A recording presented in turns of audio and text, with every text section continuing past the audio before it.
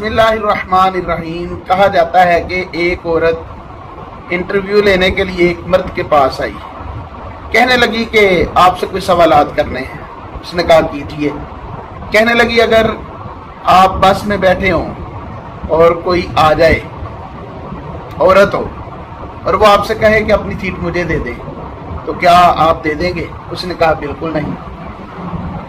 उसने कहा कि अगर कोई नौजवान लड़की आके कहती है फिर? उसने कहा बिल्कुल नहीं दूंगा। उसने कहा अगर कोई ऐसी लड़की आ जाती है जो प्रेग्नेंट है, परेशान है, वो आपसे कहती है कि सीट मुझे दे दे, तो क्या आप उसके लिए अपनी सीट से उठ जाएंगे? उसने कहा बिल्कुल भी नहीं उठूंगा। उसने कहा अगर एक बुढ़िया आ जाती है तो फिर?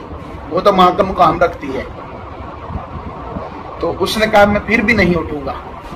अब ये जो इंटरव्यू लेने वाली थी ना, ये बहुत ज्यादा गुस्से में आ गई।